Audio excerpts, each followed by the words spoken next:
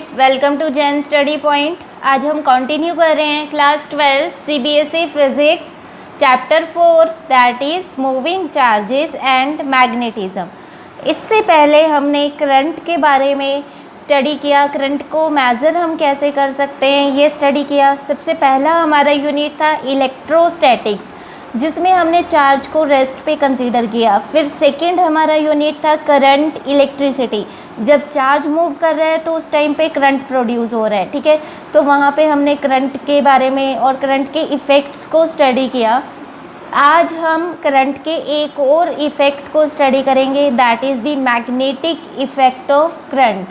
Clear? तो fourth chapter है आज का हमारा, that is moving charges and magnetism. आज का जो लेक्चर है बेसिक रहेगा, ठीक है। आज के लेक्चर में हम मैग्नेटिक फील्ड के बारे में स्टडी करेंगे।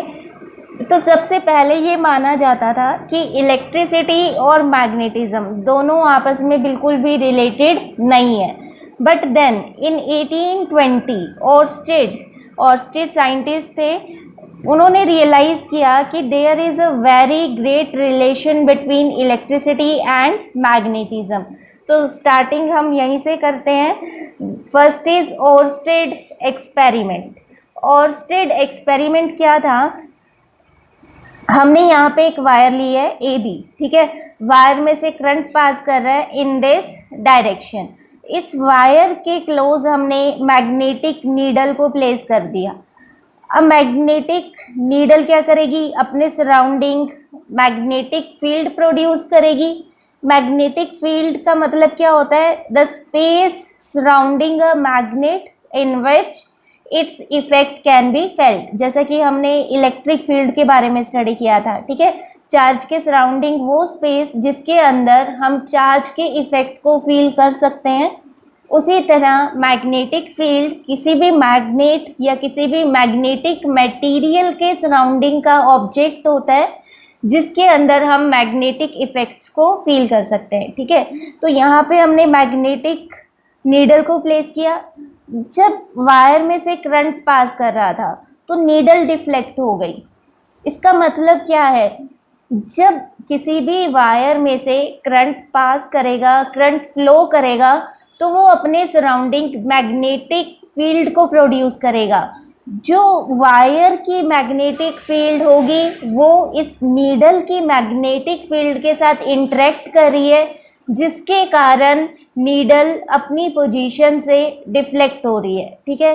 तो ऑर्स्टेड एक्सपेरिमेंट से हमें बहुत इम्पॉर्टेंट इन्फॉर्मेशन मिली कि जब भी किसी भी वायर में से करंट पास होगा, या फिर आप ऐसे भी कह सकते हो कि जब चार्ज मूव करेगा तो उस टाइम पे मैग्नेटिक फील्ड प्रोड्यूस होगी।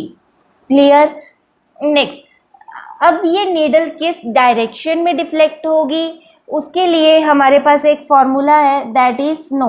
इसके बारे में आपने 10th क्लास में भी स्टडी किया हुआ है।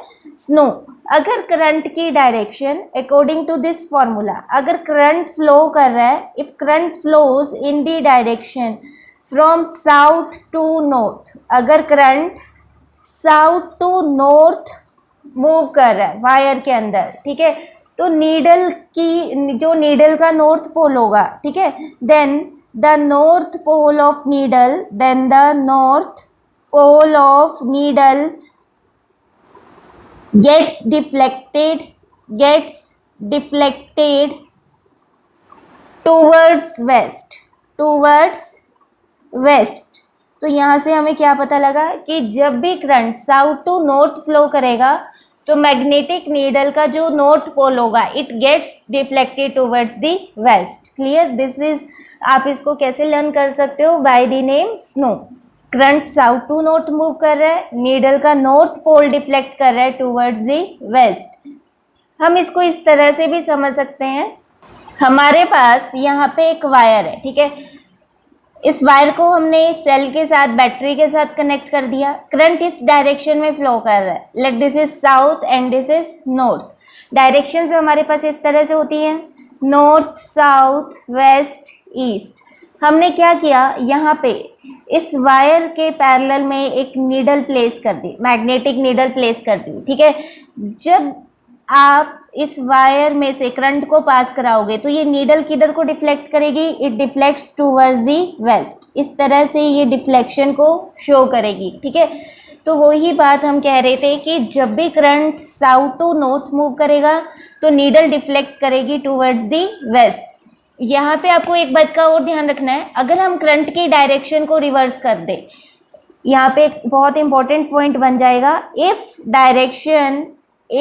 Direction of current is reversed, direction of current is reversed, then deflection of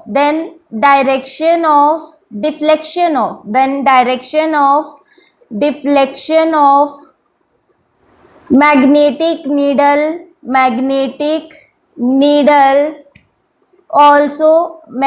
needle also gets reversed। मतलब अगर आप यहाँ पे करंट की डायरेक्शन को रिवर्स कर दो, मान लो अब हमने करंट को यहाँ पे इस तरह से ले लिया, ठीक है, तो अब नीडल किस साइड में डिफ्लेक्ट करेगी, needle will deflect towards this direction, उसके डिफ्लेक्शन की डायरेक्शन भी रिवर्स हो जाएगी, ठीक है। नेक्स्ट यहाँ पे एक और फैक्टर बनता है, अगर हम करंट के मैग्नीट्यूड को इंक्रीज कर दें, ठीक है, if we increases the magnitude of current, then magnitude of deflection, जो डिफ्लेक्शन हो रही है, then magnitude of deflection also gets increased। इस केस में डिफ्लेक्शन भी हमारा ज़्यादा होगा, ठीक है। अगर हम करंट को ज़्यादा पास करवा रहे हैं तो उस केस में हमारा डिफ्लेक्शन भी ज़्यादा होगा। Next is ampere swimming rule. ये रूल हमारे पास क्या है, if we imagine a man swimming along wire in the direction of current, अगर हम इमेजिन करें कि हमारे पास कोई भी पर्सन है जो स्विम कर रहा है, स्विमिंग की डायरेक्शन कौन सी है, that is the direction of current, with face turn towards the needle, उसका फेस किधर होना चाहिए, नीडल की तरफ होना चाहिए, ठीक है, so that current enters through his feet and leaves at his head. Current किस डायरेक्शन में मूव कर रहा है, करंट एंटर कर रहा है थ्रू हिज फीट और लीव कर रहा है at his head. Then north pole of magnetic needle will be deflected towards his left hand। उस केस में जो नीडल का नॉर्थ पोल होगा वो डिफ्लेक्ट करेगा towards his left hand. For example, मान लो हम इस तरह से करंट की डायरेक्शन ले रहे हैं, ठीक है, अब पर्सन क्या कर रहा है, इस डायरेक्शन में स्विम कर रहा है, लाइक दिस। हम क्या कर रहे हैं, यहाँ पे रफली पर्सन को इस तरह से ड्रॉ कर लेते हैं, ठीक है, ये पर्सन का हेड हो गया और these are the feets of person, ठीक है। अब पर्सन स्विम कर रहा है, ये पर्सन के क्या हो गए, हैंड्स हो गए, इस तरह से वो स्विमिंग कर रहा है। फिर हमने क्या किया, यहाँ पे मैग्नेटिक कंपास को प्लेस कर दिया, मैग्नेटिक नीडल को प्लेस कर दिया। ये डायरेक्शन हमारी क्या हो गई, साउथ, ये हो गई नॉर्थ। तो नीडल किधर डिफ्लेक्ट करेगी, नीडल गेट्स डिफ्लेक्टेड टूवर्ड्स इस, उसका लेफ्ट हैंड कौन सा होगा, देखो आप खुद इमेजिन करो, पर्सन स्विम कर रहा है, ठीक है, तो उसका लेफ्ट हैंड ये वाला होगा, तो नीडल किधर डिफ्लेक्ट करेगी, टूवर्ड्स हिज लेफ्ट हैंड। अगर आप स्नो रूल से इसका कंपैरिजन करोगे तो ये कौन सी डायरेक्शन है, टूवर्ड्स वेस्ट। क्लियर। अब मान लो हमें ये वाली डायरेक्शन गिवन है, ठीक है, हमें स्विमिंग की ये वाली डायरेक्शन गिवन है, which is the direction of current. Again हम क्या कर रहे हैं, यहाँ पे रफली एक पर्सन को ड्रॉ कर लेते हैं, like these are the feets of person and these are the hands of person. इस तरह से वो क्या कर रहा है, यहाँ पे स्विमिंग कर रहा है, ठीक है। अब पर्सन का लेफ्ट हैंड कौन सा होगा, ये वाला होगा। हमने क्या किया, यहाँ पे मैग्नेटिक नीडल को प्लेस कर दिया, आप यहाँ पे कर दो चाहे यहाँ पे कर दो, ठीक है। हमने यहाँ पे मैग्नेटिक नीडल को प्लेस किया तो वो किधर डिफ्लेक्ट करेगी, it gets deflected towards his left hand, तो ये उसका लेफ्ट हैंड हो गया, ठीक है। तो यहाँ पे नीडल की डिफ्लेक्शन हो जाएगी टूवर्ड्स वेस्ट, यहाँ पे क्या होगा फिर साउथ और यहाँ पे क्या होगा, नॉर्थ होगा। क्लियर। तो इस तरह से हम मैग्नेटिक फील्ड की डायरेक्शन को एम्पियर स्विमिंग रूल या फिर बाय स्नो रूल, इससे कैलकुलेट कर सकते हैं। Next, what are the sources of magnetic field? Magnetic field के सोर्सेज क्या हैं? मैग्नेट्स, कोई भी मैग्नेटिक मटेरियल वो क्या करेगा, अपने सराउंडिंग मैग्नेटिक फील्ड को प्रोड्यूस करेगा। Second is current carrying wire, जब भी किसी वायर में से करंट पास करेगा, मान लो हमारे पास ये वायर है, वायर में से करंट पास कर रहा है, तो ये अपने सराउंडिंग क्या करेगा, मैग्नेटिक इफेक्ट्स को प्रोड्यूस करेगा, ठीक है। Third is moving charge particles, for example moving electrons, हमें पता है जब चार्ज पार्टिकल्स मूव करेंगे तो करंट की प्रोडक्शन होगी, करंट पास करेगा तो मैग्नेटिक फील्ड प्रोड्यूस होगी।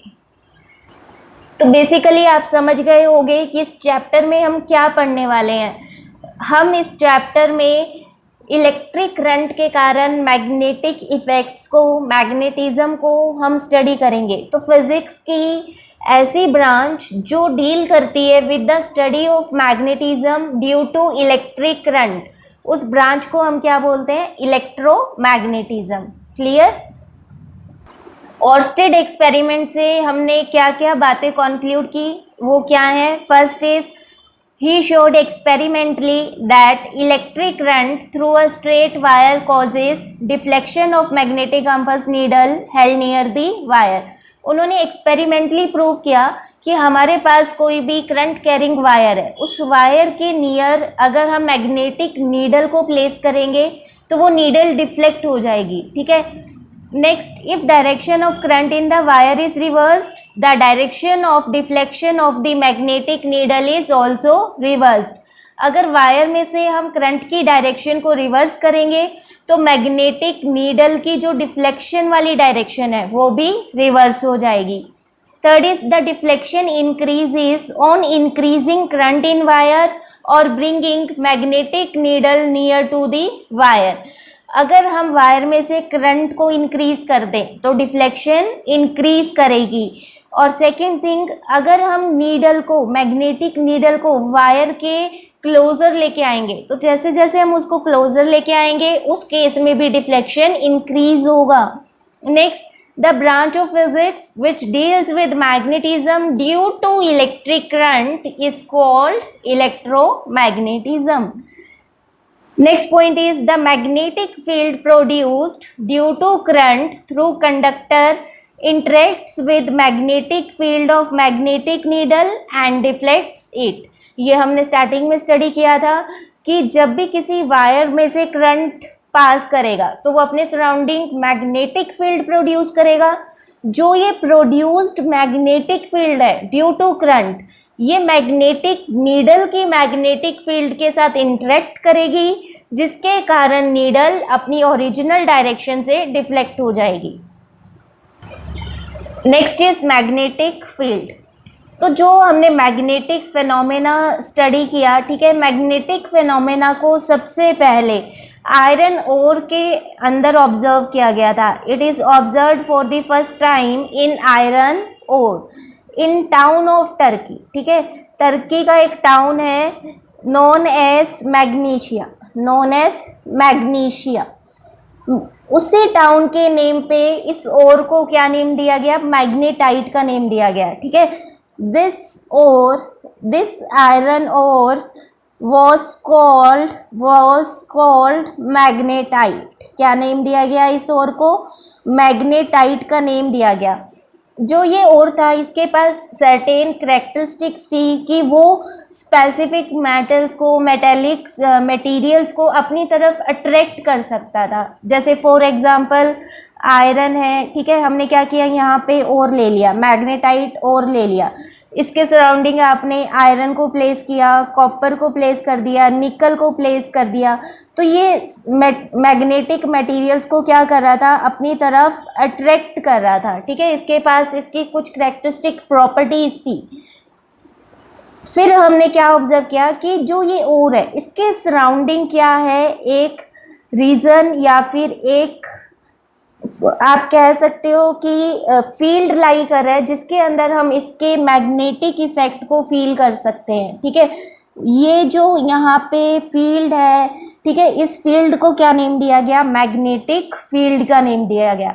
अगर हम इस मटेरियल को यहाँ पे इस फील्ड से बाहर प्लेस करें तो इस टाइम पे ये निकल को अपनी तरफ अट्रैक्ट नहीं कर रहा।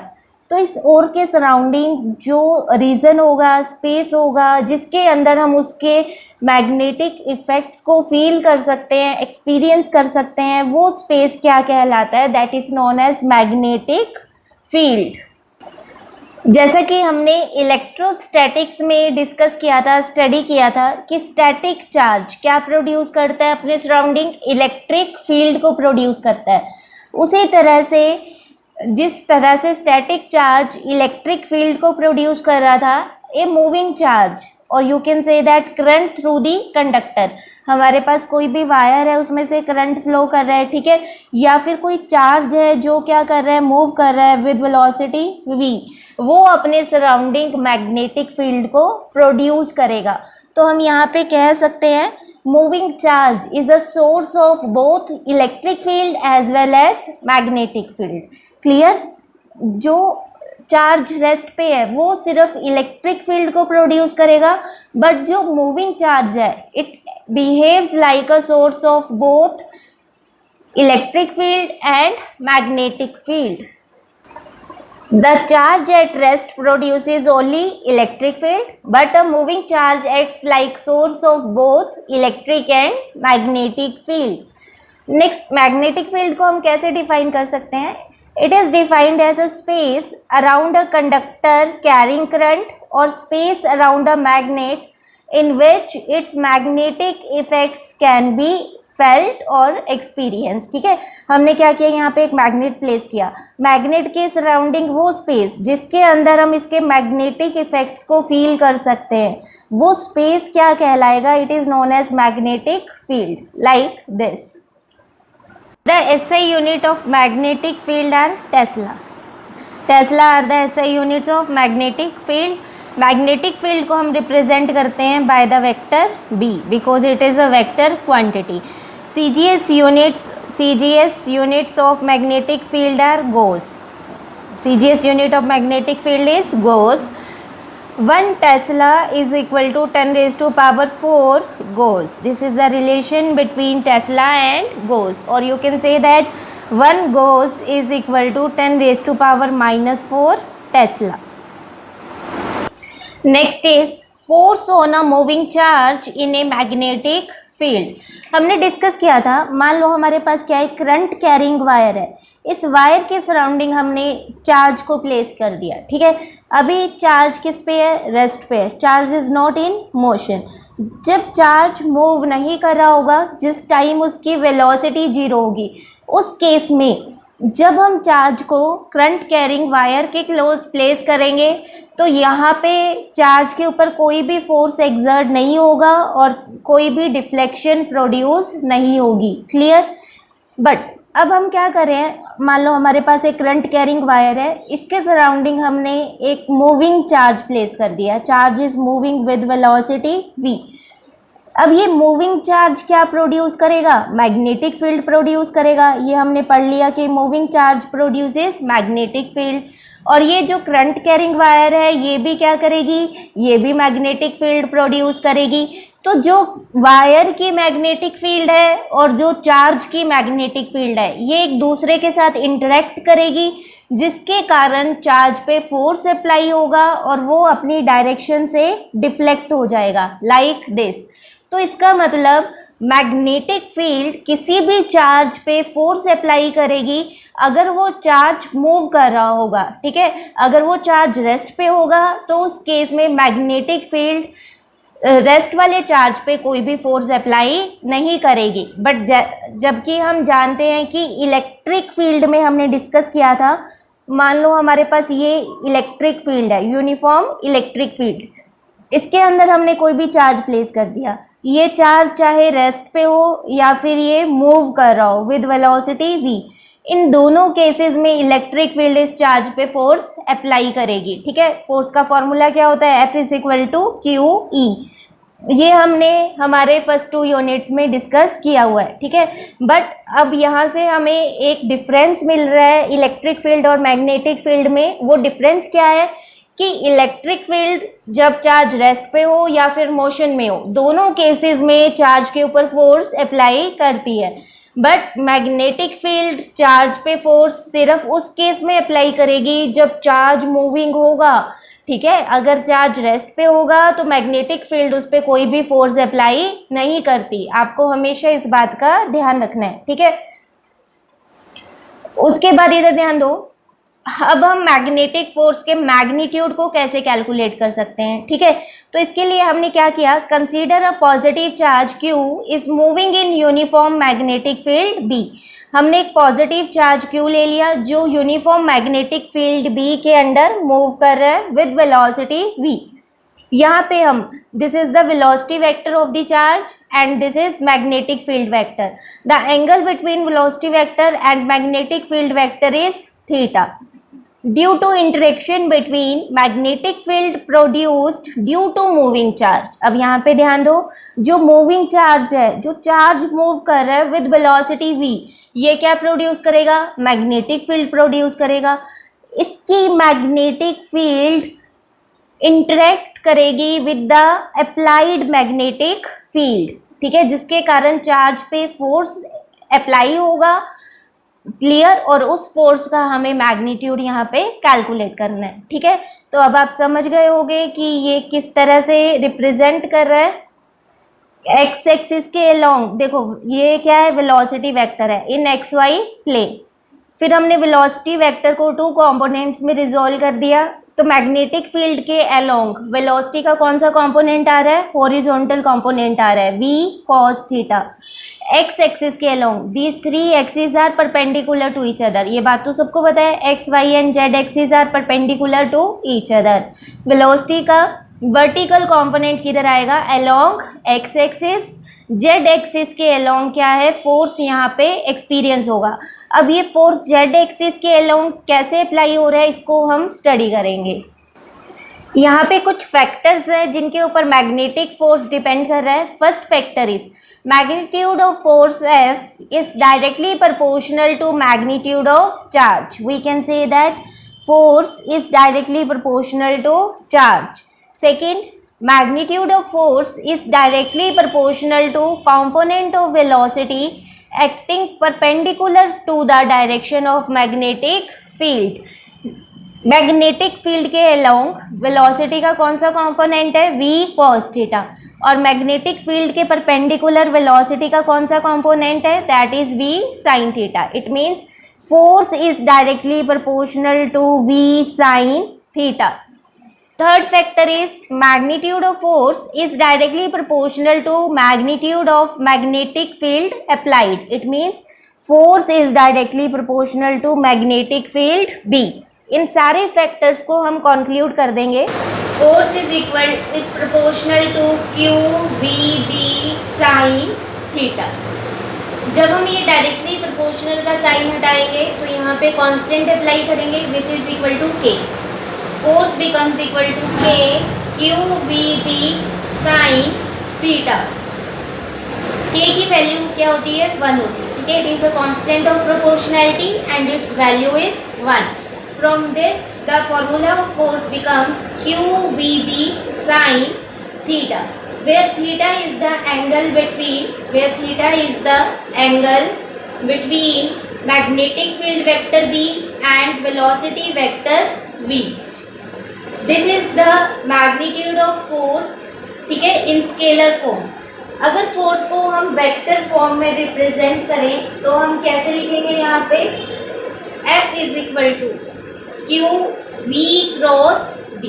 F is equal to Q V cross D. याद है आपको, हमने 11th क्लास में क्रॉस प्रोडक्ट को स्टडी किया था। अगर हमारे पास दो वेक्टर्स हैं A cross B, then A cross B किसके इक्वल होता है, magnitude of A magnitude of B into sine theta, where theta is the angle between vector A and vector B, ठीक है। तो यहाँ पे अगर अगेन हम फोर्स को स्केलर फॉर्म में लिखें तो क्या बन जाएगा, F is equal to Q V B sine theta. This is the vector form of magnetic force, vector form of magnetic force. Force का फॉर्मूला हमने क्या डिराइव किया, F is equal to Q V B sine theta. अगर velocity vector हमारा 1 हो, 1 metre per second की speed से charge move कर रहा हो, चार्ज का मैग्नीट्यूड भी हमने 1 ले लिया, it is 1 coulomb. Sign theta की वैल्यू भी अगर हम 1 ले लें, साइन थीटा 1 कब होगा, जब थीटा 90 होगा। इसका मतलब चार्ज मूव कर रहा है in a direction perpendicular to magnetic field B. In this case charge हमारा 1 हो गया, वेलोसिटी 1 हो गया, साइन थीटा हमारा 1 हो गया, ठीक है। It means force is equal to magnetic field B. हम इस तरह से फिर फोर्स को डिफाइन कर सकते हैं, द मैग्नेटिक फील्ड इंडक्शन। यहाँ पे इंडक्शन वर्ड क्यों यूज किया, जब चार्ज मूव करेगा तो उस टाइम पे मैग्नेटिक फील्ड इंड्यूस होगी, ठीक है। तो हम लिख सकते हैं the magnetic field induction at a point in magnetic field is equal to force experienced by unit charge moving with unit velocity perpendicular to the direction of magnetic field at that point. Clear?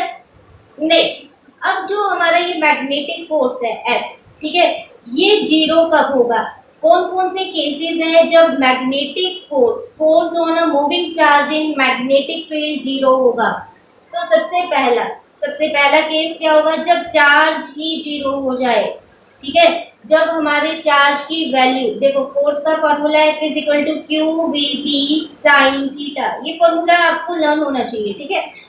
जब charge ही हमारा zero है तो उस case में force भी हमारी क्या हो जाएगी, जीरो। जब चार्ज ही न्यूट्रल है तो कोई फोर्स उस पर एक्ट नहीं करेगी, ठीक है। सेकेंड केस कब होगा, जब वेलोसिटी जीरो हो जाए।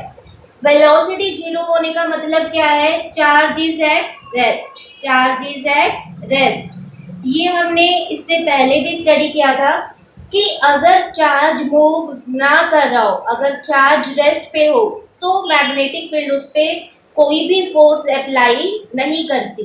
अब इस फॉर्मूले से हमने ये प्रूव भी कर लिया, ठीक है।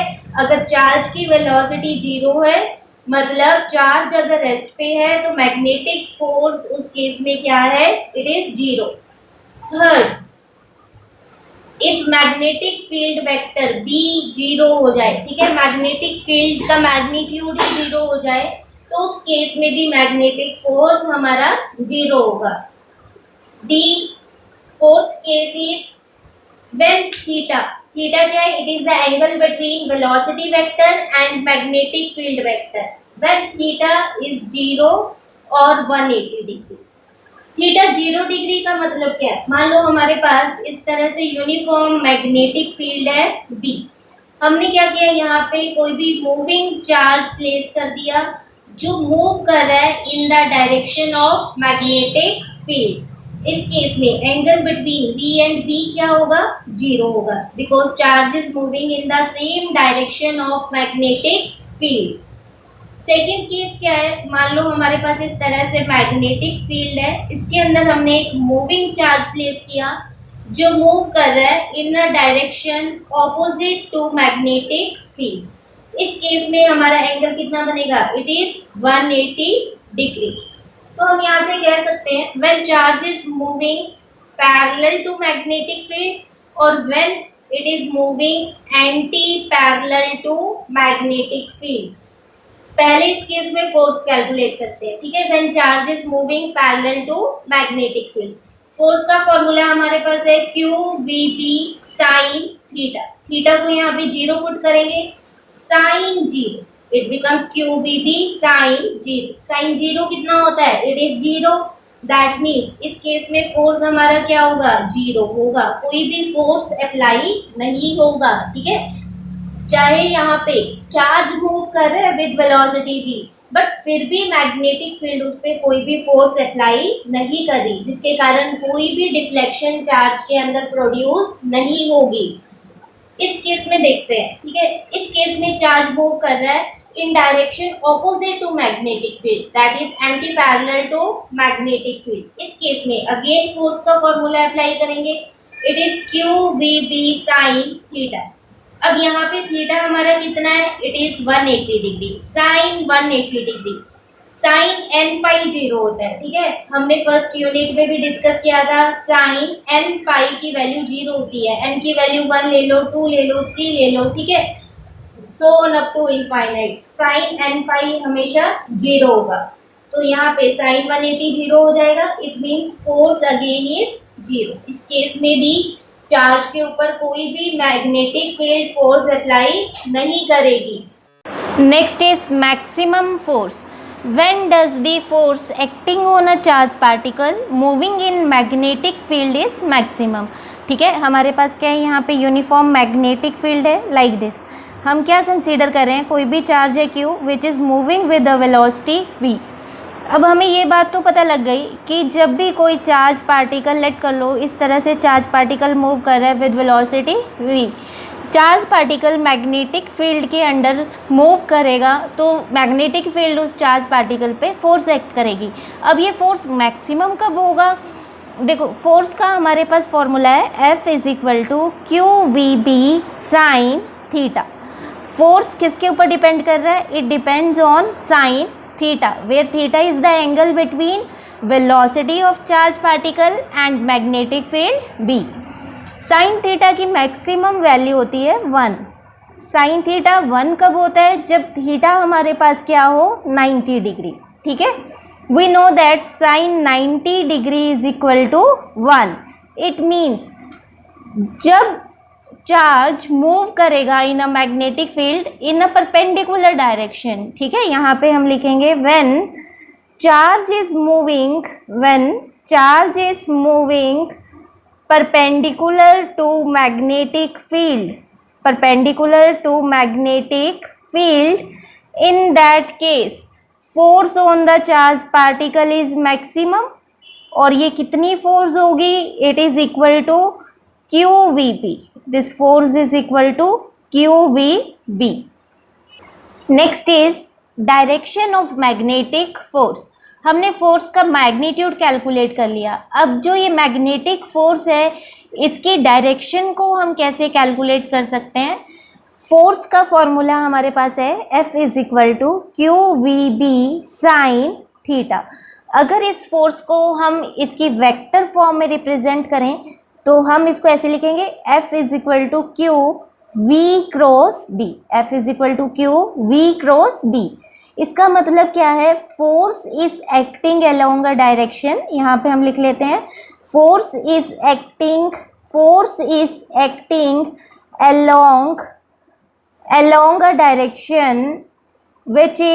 along a direction which is perpendicular to the plane containing velocity vector v and magnetic field vector b। Clear, force is equal to Q V cross B. इसका मतलब क्या होता है, force is acting in a direction which is perpendicular to the plane containing this velocity vector v and this magnetic field vector b। For example let कर लो यहाँ पे हमारे पास वेलोसिटी वेक्टर है v, magnetic field vector is present which is making an angle theta with this velocity vector। Now force is perpendicular to this plane which contains this b and v vector, so we can say that force is acting like this which is perpendicular to both b and v। यहाँ पे एक बात का ध्यान रखना है, जब भी हमारे पास इस तरह से हो, ठीक है, वेक्टर फॉर्म f की क्या है, it is equal to Q V cross b। It means force vector is perpendicular to velocity vector and also force vector is also perpendicular to magnetic field vector। ये हमने पहले भी discuss किया हुआ है, ठीक है। जब भी हमारे पास इस तरह से हो तो जो ये वाला वेक्टर होगा ये इन दोनों वेक्टर्स के परपेंडिकुलर होगा, ठीक है, लाइक दिस। फोर्स की डायरेक्शन को कैलकुलेट करने के लिए हम अलग अलग मेथड्स यूज़ कर सकते हैं। First method is right handed screw rule और राइट हैंड रूल। ये रूल क्या कहता है, मान लो हमारे पास इस तरह से this is the velocity vector of charge particle और यहाँ पे हमें मैग्नेटिक फील्ड वेक्टर गिवन है विच इज़ बी वेक्टर। हम क्या करेंगे, जो हमें दो वेक्टर्स गिवन है इन दोनों की टेल्स को एक दूसरे के साथ ज्वाइन कर लेंगे, ठीक है। These two vectors are making an angle theta. अब हम क्या कर रहे हैं, यहाँ पे एक स्क्रू प्लेस करेंगे इस पॉइंट पे। अब उस स्क्रू को हम कैसे रोटेट कर रहे हैं, we are rotating that screw anti clockwise, ठीक है, from V vector to B vector. जब हम इस स्क्रू को एंटी क्लॉकवाइज रोटेट करेंगे, देखो मान लो ये हमारे पास स्क्रू है, ठीक है, इस स्क्रू को ध्यान से देखो, इस स्क्रू को हम एंटी क्लॉकवाइज रोटेट करें। जब एंटी क्लॉकवाइज रोटेट कर रहे हैं तो ये किस डायरेक्शन में मूव कर रहा है, it is moving outward, it is moving outward. तो इसका मतलब फोर्स की डायरेक्शन यहाँ पे क्या होगी, इट इज़ आउटवर्ड। फोर्स की डायरेक्शन इस पॉइंट पे क्या होगी, it is outward. Outward force के लिए हम यहाँ पे इस तरह से एक डॉट, ठीक है, इस तरह से सर्कल में एक डॉट बना देंगे। ये क्या रिप्रेजेंट कर रहा है, force is acting outward. Clear.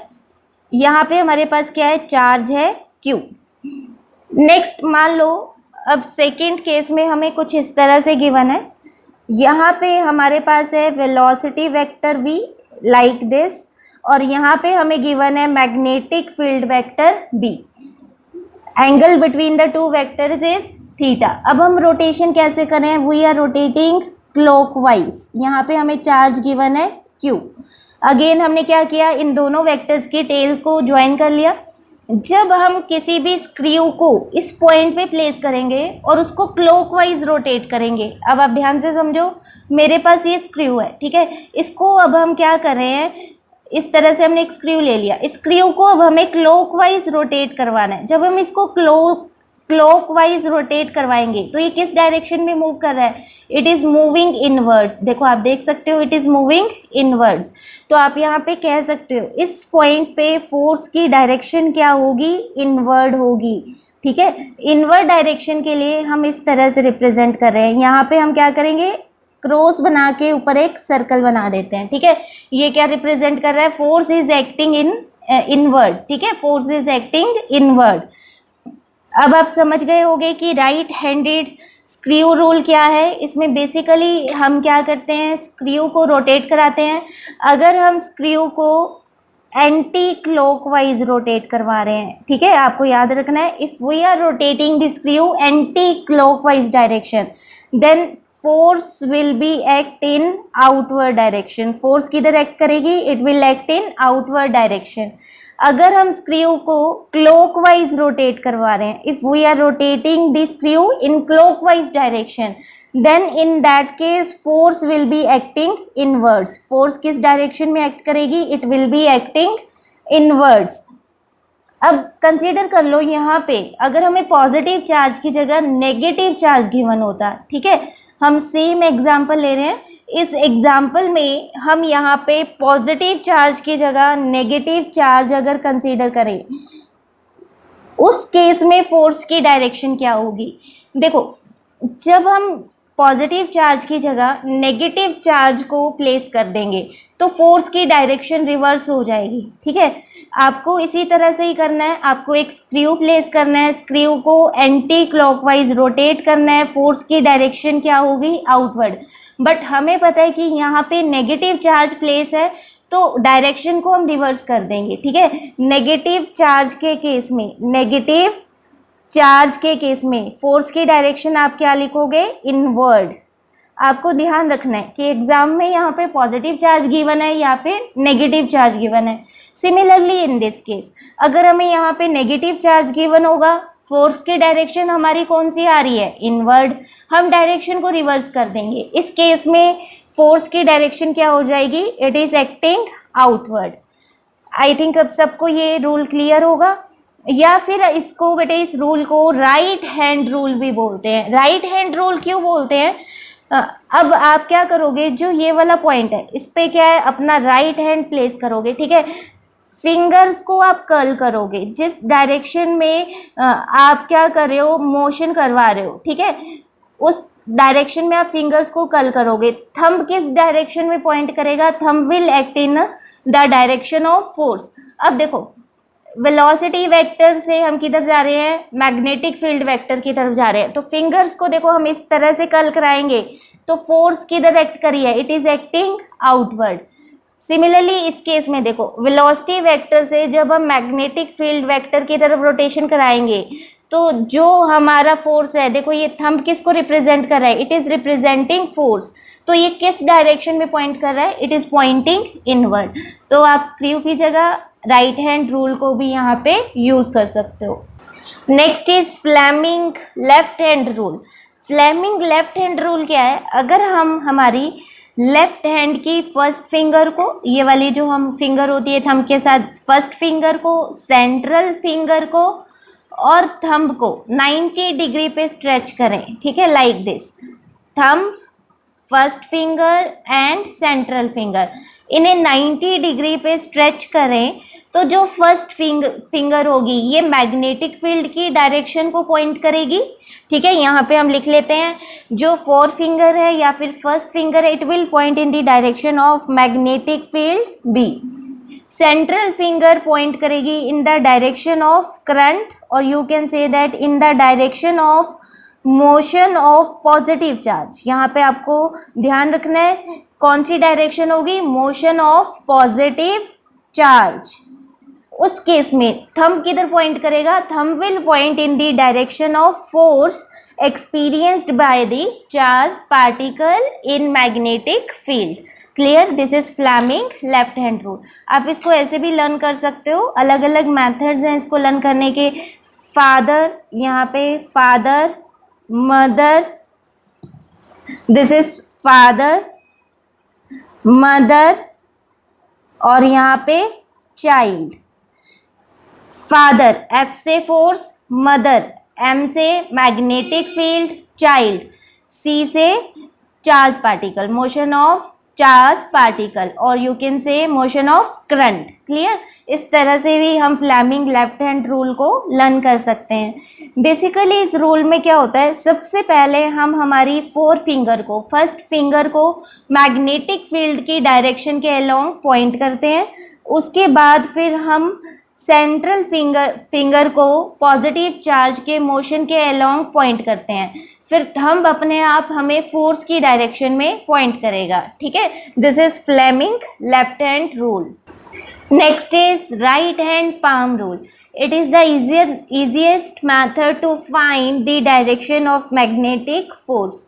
Right hand palm rule क्या है, जो हमारा थंब होगा, ठीक है, ये किसके डायरेक्शन में पॉइंट करेगा, it points in the direction of current, और you can say that it points in the direction of motion of positive charge.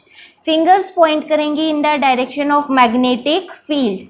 For example consider करो, मैग्नेटिक फील्ड जिधर मेरी फिंगर्स पॉइंट कर रही हैं इधर गिवन है, थंब के डायरेक्शन में क्या गिवन है, पॉजिटिव चार्ज गिवन है, ठीक है। करंट की डायरेक्शन थंब वाली डायरेक्शन है। फोर्स किस डायरेक्शन में एक्ट करेगा, ठीक है। तो हम क्या करेंगे, जो हमारा राइट हैंड, जो ये पाम है, इसको, जो ये पाम है, ठीक है, आपको इसको देखना है। आप क्या करोगे, इसे फॉरवर्ड डायरेक्शन में इस तरह से मूव करोगे, तो जिस डायरेक्शन में ये पाम मूव करेगा फोर्स उस डायरेक्शन में एक्ट करेगा, ठीक है। You can say that when magnetic field is acting in this direction, positive charge is moving in this direction, then force is acting in this direction because palm is moving like this, ठीक है। So force is acting in this direction. This is right hand palm rule. For example हमारे पास ये question है, इस question में magnetic field किधर act कर रही है, इट इज़ एक्टिंग इनवर्ड। तो हम हमारी फिंगर्स को इस तरह से पॉइंट करेंगे इनवर्ड्स, ठीक है। बट वेलोसिटी वेक्टर हमें टूवर्ड्स राइट साइड गिवन है, तो हम इस तरह से देखो, मैग्नेटिक फील्ड, फिंगर्स किसको पॉइंट कर रही है, मैग्नेटिक फील्ड को, विच इज एक्टिंग इनवर्ड, और ये थंब किसको पॉइंट कर रहा है, it is pointing towards the motion of positive charge, ठीक है। पाम हमारी इस साइड में है, तो पाम को जब हम मूव करेंगे तो फोर्स किधर एक्ट करेगी, force is acting in upward direction. Clear, तो यहाँ पे फोर्स आप किस तरह से, इस तरह से यहाँ पे मैग्नेटिक फोर्स की डायरेक्शन को फाइंड कर सकते हो। Next is units of magnetic field. The SI units of magnetic field is Tesla. 1 Tesla को हम कैसे डिफाइन कर सकते हैं, मैग्नेटिक फोर्स का फॉर्मूला हमारे पास है F is equal to Q V B sine theta. From this formula B becomes equal to F by QV sin theta. जब फोर्स हमारे पास 1 न्यूटन हो, चार्ज हमारे पास 1 कूलम हो और ये मूव कर रहा हो with velocity 1 metre per second. अब हम यहाँ पे एज्यूम कर रहे हैं charge is moving perpendicular to the magnetic field. उस केस में थीटा हमारा क्या हो जाएगा 90 डिग्री, और साइन थीटा की वैल्यू कितनी होती है, साइन 90 डिग्री की वैल्यू कितनी होती है, it is equal to 1। In that case, we can say that magnetic field is said to be equal to 1 Newton upon 1 coulomb into 1 meter per second into 1 sin theta। sin 90 किसके equal हो जाएगा 1। We can say that in that case, magnetic field is said to be equal to 1 Tesla। Magnetic field is said to be equal to 1 Tesla। Thus, we can define 1 Tesla as the magnetic field induction at a point is said to be 1 Tesla if a charge of 1 coulomb while moving at right angle to the magnetic field with velocity of 1 meter per second experiences a force of 1 Newton at that point। Very important define 1 Tesla। ठीक है, इसको बहुत अच्छे से note कर लो। Next, magnetic field के units tesla के अलावा और क्या हो सकते हैं, we can say that force का फॉर्मूला हमारे पास अगेन हम सेम फॉर्मूला यूज़ कर रहे हैं। F इज इक्वल टू क्या है, Q V B sine theta. From this magnetic field is equal to F by Q V sine theta. Force के एसआई यूनिट्स क्या होते हैं, न्यूटन। चार्ज के एसआई यूनिट्स क्या होते हैं, कूलम। वेलोसिटी के मीटर पर सेकेंड, ठीक है, मीटर पर सेकेंड, ये सेकेंड ऊपर मल्टीप्लाई में हो जाएगा। साइन थीटा के कोई यूनिट्स नहीं होते। So we can say that the SI units of magnetic field are newton second per coulomb per metre. Other units of magnetic field are, charge का हमारे पास फॉर्मूला होता है charge is equal to current into time. Charge के units क्या बनेंगे, ampere second, ampere into second. Magnetic field is equal to force के ऐसे यूनिट्स न्यूटन, चार्ज के हम क्या प्लेस कर रहे हैं, एम्पियर इंटू सेकेंड। वेलोसिटी के मीटर पर सेकेंड, सेकेंड से सेकेंड कैंसिल हो जाएगा। Other units of magnetic field are newton per ampere per metre, newton per ampere per metre. Second next units हम यहाँ पे मैग्नेटिक फील्ड के एक और यूनिट्स डेराइव कर सकते हैं, जैसे कि आपने इलेक्ट्रिक फ्लक्स को स्टडी किया था, ठीक है। इलेक्ट्रिक फ्लक्स का फॉर्मूला हमारे पास क्या होता था, it is E dot A. Flux के यूनिट्स हमारे पास क्या होते थे, वेबर, ठीक है। फ्लक्स के यूनिट हमारे पास क्या होते हैं, वेबर।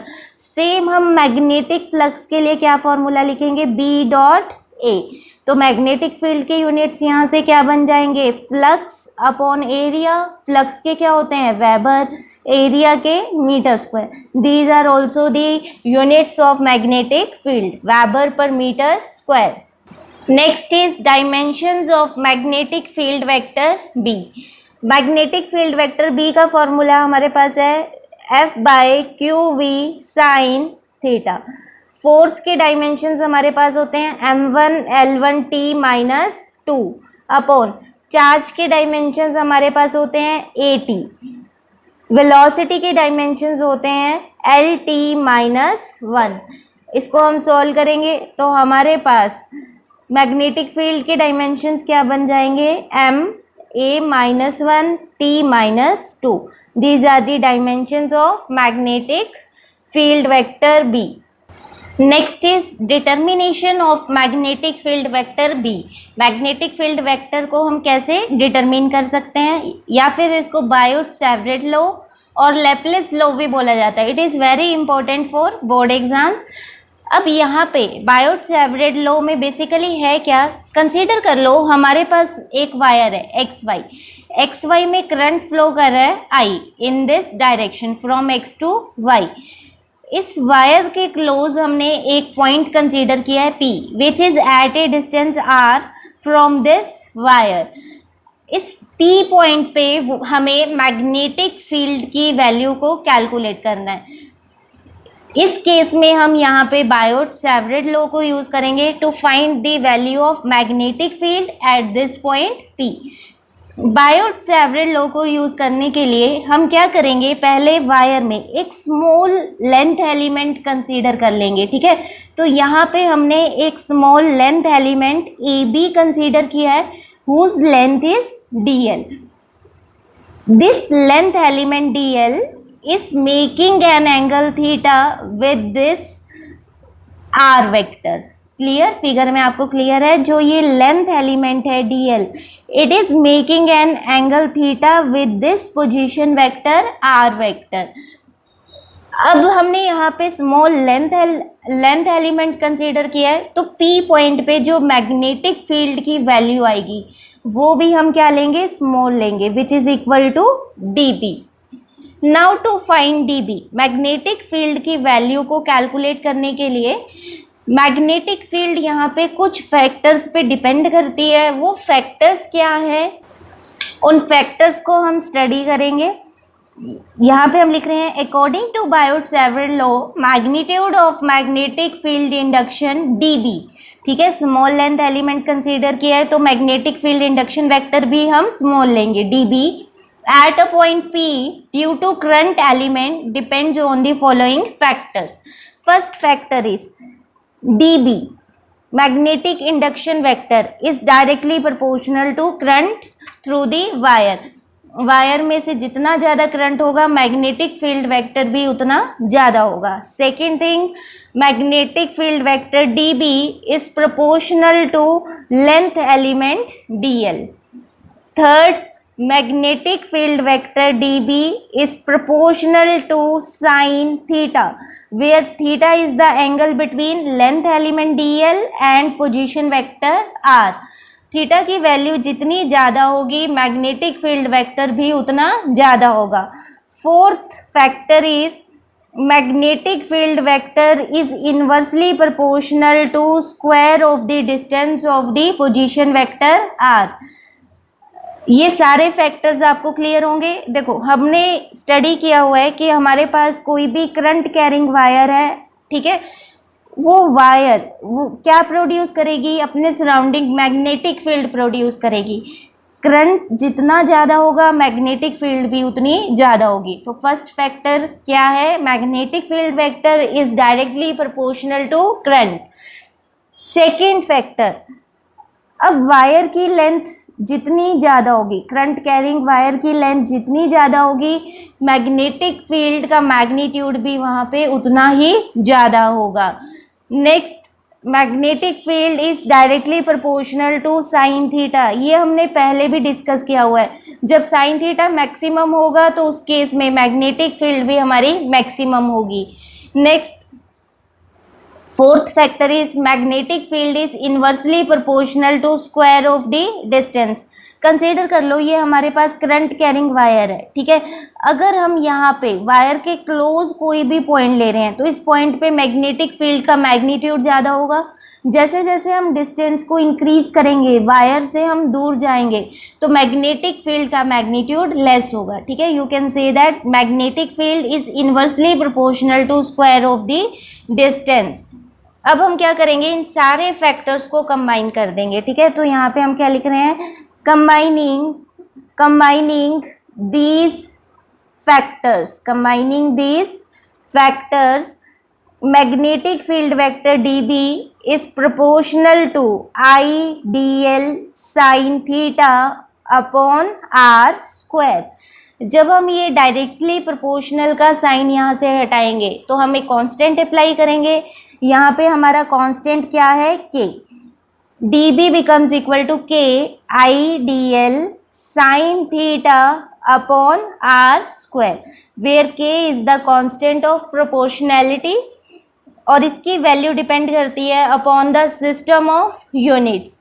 एयर के लिए, वैक्यूम के लिए इसकी वैल्यू डिफरेंट होगी और कोई भी अगर मीडियम है तो उस मीडियम के लिए k की वैल्यू डिफरेंट होगी। Clear, this is the formula of magnetic field vector dB using Biot Savart law, very important formula, ये आपको लर्न भी होना चाहिए। D B is equal to, अगर एयर की बात करें, it is equal to I D L sine theta by are square. For free space, अगर हम एसआई सिस्टम की बात करें, for SI system, for free space, अगर हम एसआई सिस्टम की बात करें, फॉर एसआई सिस्टम के की वैल्यू हमारे पास होती है म्यू नॉट बाय 4 पाई। अब म्यू नॉट यहाँ पे क्या है? Mu naught is the permeability, mu naught is the permeability of free space, of free space. आप इसको ऐसे लिख सकते हो, it is magnetic permeability of free space.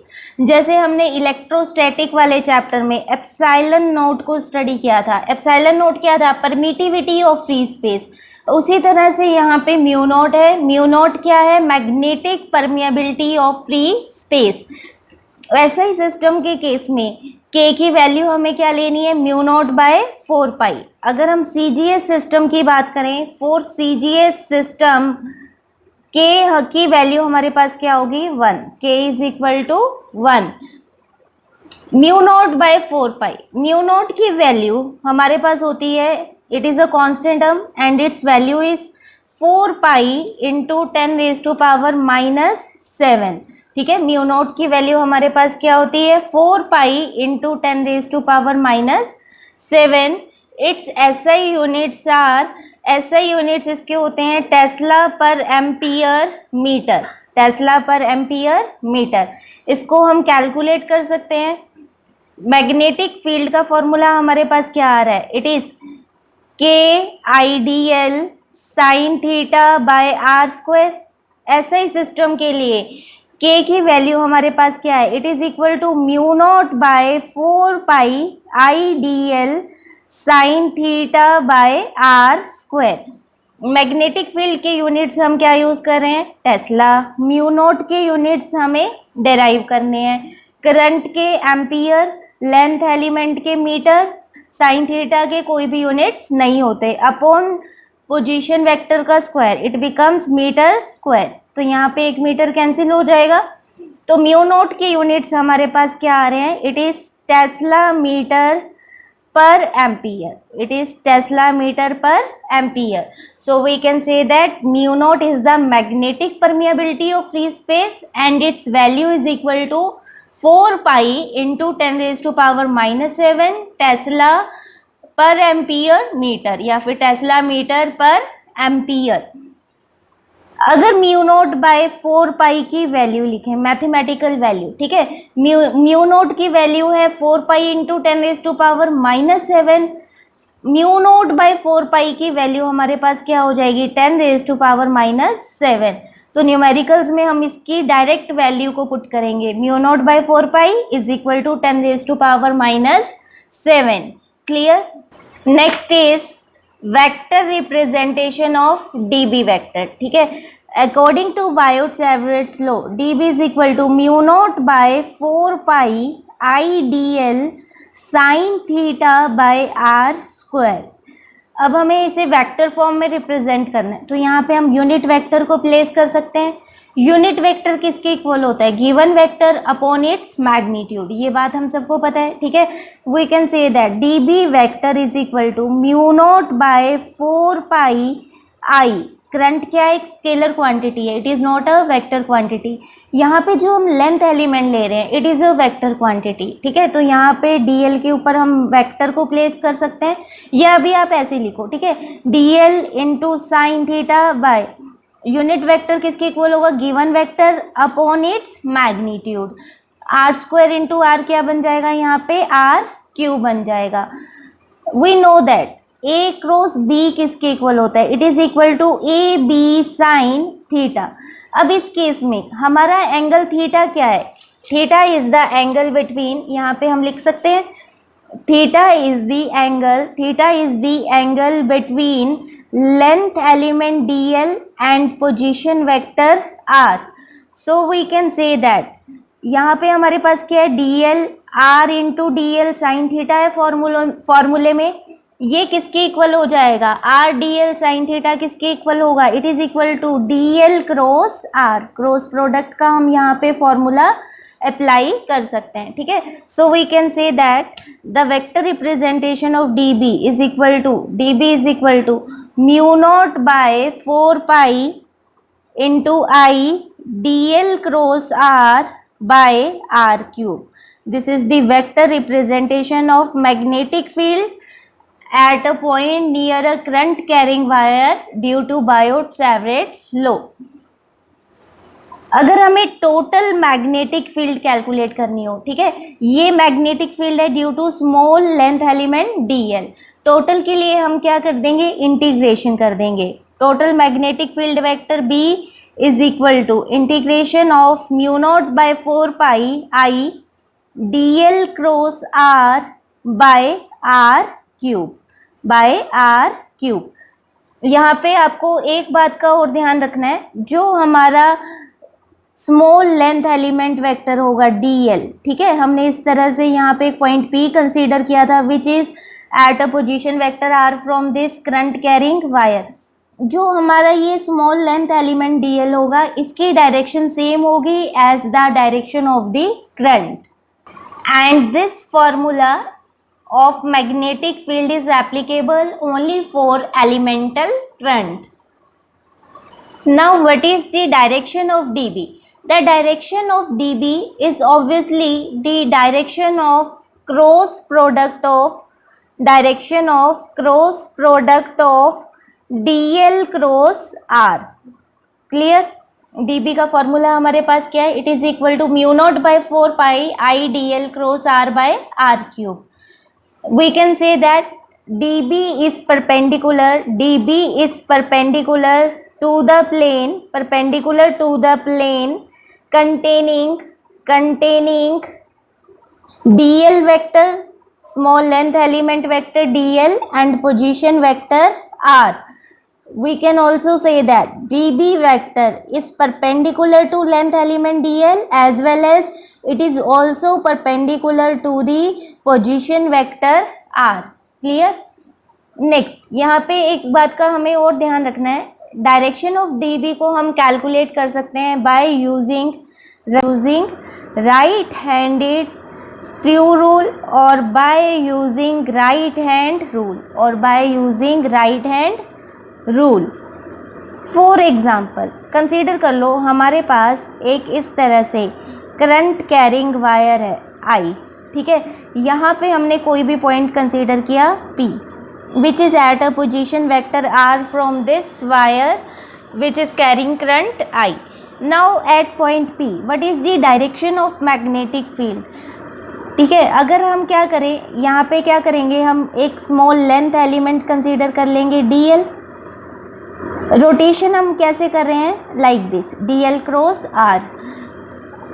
यहाँ पे इस पॉइंट पे हम क्या करेंगे, एक स्क्रू प्लेस करेंगे। स्क्रू को अब हम किस तरह से रोटेट करवाएंगे, लाइक दिस, ठीक है, क्लॉकवाइज। अगर रोटेशन क्लॉकवाइज हो तो इस पॉइंट पे मैग्नेटिक फील्ड की डायरेक्शन क्या होगी, हमने पहले भी स्टडी किया हुआ है। अगर क्लॉकवाइज डायरेक्शन हो तो मैग्नेटिक फील्ड किधर एक्ट करेगी, इट एक्ट्स इनवर्ड, ठीक है। इनवर्ड के लिए हम इस तरह से यहाँ पे डॉट बना देंगे in the plane of paper. Similarly हमने कंसीडर कर लो यहाँ पे एक और पॉइंट कंसीडर किया Q पॉइंट पे हमें मैग्नेटिक फील्ड की डायरेक्शन कैलकुलेट करनी है। अब ये हमारा लेंथ वेक्टर है dl, ठीक है, this is the position vector r। अब हमारी रोटेशन कैसे होगी, like this dl cross r। अब ये वाली रोटेशन हमारी कौन सी हो गई, एंटी क्लॉकवाइज हो गई। तो मैग्नेटिक फील्ड वेक्टर किधर पॉइंट करेगा, इट पॉइंट्स आउटवर्ड, ठीक है, किधर पॉइंट करेगा, आउटवर्ड। तो यहाँ पे हमारी मैग्नेटिक फील्ड की डायरेक्शन क्या होगी, आउटवर्ड। हम इस तरह से आउटवर्ड डायरेक्शन को रिप्रेजेंट करेंगे। सॉरी, यहाँ डायरेक्शन इनवर्ड थी, तो यहाँ पे हम क्या रिप्रेजेंट करेंगे, क्रॉस से रिप्रेजेंट करेंगे इनवर्ड डायरेक्शन को। या फिर आप यहाँ पे राइट हैंड पाम रूल भी अप्लाई कर सकते हो, ठीक है। राइट हैंड पाम रूल हम कैसे अप्लाई करेंगे, हमने स्टडी किया था राइट हैंड पाम रूल में फिंगर्स पॉइंट करेंगी in the direction of magnetic field thumb point करेगा in the direction of current, और जो ये पाम है ये पॉइंट करेगी in the direction of magnetic field.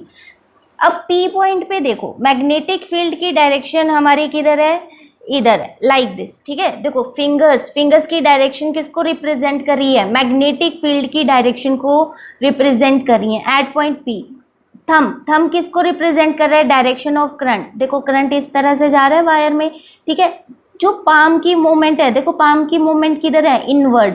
तो ये पाम की मूवमेंट किसको रिप्रेजेंट कर रही है, it is representing the direction of force, ठीक है।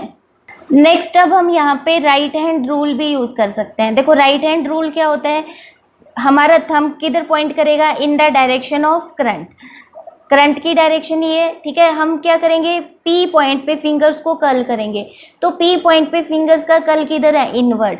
तो यहाँ पे मैग्नेटिक फील्ड की डायरेक्शन क्या है, inward. Now for point Q, current की डायरेक्शन अगेन थंब हमारा किधर पॉइंट कर रहा है, along the direction of current. अब हम फिंगर्स को कर्ल करेंगे, देखो क्यू पॉइंट से ये बाहर आ रही है, तो क्यू पॉइंट पे मैग्नेटिक फील्ड की डायरेक्शन क्या होगी, आउटवर्ड होगी। तो इस तरह से हम राइट हैंडेड स्क्रू रूल या फिर राइट हैंड रूल यूज करके मैग्नेटिक फील्ड की डायरेक्शन को कैलकुलेट कर सकते हैं। Next is Biot Savart's law in terms of current density vector J. Current density को हम रिप्रेजेंट करते हैं by J, it is equal to current per unit area. इसको हम ऐसे लिख सकते हैं I D l upon A d l. I D l क्या हो जाएगा, हमारा करंट एलिमेंट हो जाएगा, ए डी एल क्या हो जाएगा, वॉल्यूम एलिमेंट हो जाएगा, डी वी, ठीक है। तो मैग्नेटिक फील्ड को हम जे की टर्म्स में इस तरह से रिप्रेजेंट कर सकते हैं, mu naught by 4 pi. I D l को हम क्या लिखेंगे, डी वी जे, ठीक है। आई डी एल किसके इक्वल हो जाएगा, देखो जे इज इक्वल टू क्या है, I D L d V. Current element किसके इक्वल हो जाएगा, जे डी वी के इक्वल हो जाएगा। तो यहाँ पे हम लिख सकते हैं J cross are by are cube into d V. This is the representation of magnetic field in terms of current density J. Next is Biot-Savart's law in terms of charge Q and its velocity V. IDL जो current element है हमारा IDL, इसको हम ऐसे लिख सकते हैं, current क्या होता है, rate of flow of charge. We can write it as Q by D T into D L. D L by D T हमारे पास क्या हो जाएगा, वेलोसिटी वेक्टर वी, ठीक है। D L by D T हमारे पास क्या हो जाएगा, velocity vector we.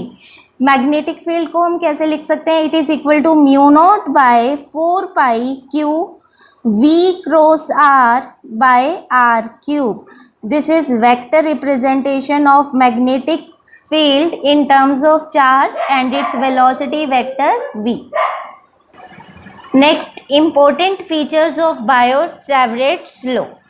First is it is valid for a symmetrical current distribution.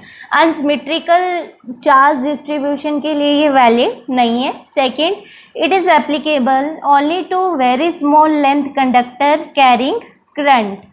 ये आपको ध्यान होगा, यहाँ पे हम क्या करते हैं, एक स्मॉल लेंथ एलिमेंट कंसीडर करते हैं डीएल, ठीक है, वहाँ पे बायोट-सावर्ट लॉ एप्लीकेबल है।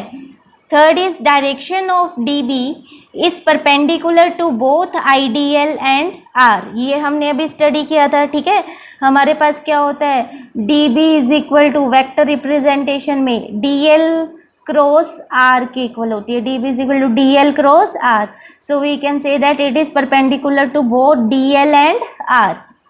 Next fourth point is if point P lies on the axis of a linear conductor carrying current, इस केस में एंगल हमारा क्या हो जाएगा, जीरो हो जाएगा। अगर पॉइंट पी कंडक्टर के ऊपर लाई करेगा तो उस केस में एंगल हमारा जीरो हो जाएगा। फिर उस केस में मैग्नेटिक फील्ड हमारा किसके इक्वल होगा, it is equal to mu naught by 4 pi I D L sine theta by are square. Sine zero zero, इस केस में मैग्नेटिक फील्ड हमारी क्या होगी, zero on the linear conductor carrying current I. Next, fifth point is if point P lies at a perpendicular position with respect to current element. इस case में angle हम कितना लेंगे, 90 डिग्री लेंगे। तो मैग्नेटिक फील्ड हमारी क्या बन जाएगी, mu naught by 4 pi I D L sine 90 by are square. Sine 90 is 1, इसकी वैल्यू हमारे पास क्या होती है, 1। This is the maximum value of magnetic field. Next 6 point, if theta is 180, again इस केस में मैग्नेटिक फील्ड हमारी क्या हो जाएगी, 0, sine 180 0। 7th point, this law cannot be easily verified experimentally as current carrying conductor of very small length cannot be obtained practically. 8th point, this law is analogous to Coulomb's law in electrostatics. Clear? This is all about the Biot-Savart's law. I hope आपको Biot-Savart's law बहुत अच्छे से clear हो गया होगा। Next video में हम magnetic field due to a straight wire carrying current और उससे रिलेटेड क्वेश्चंस को सॉल्व करेंगे। ठीक है, थैंक यू सो मच।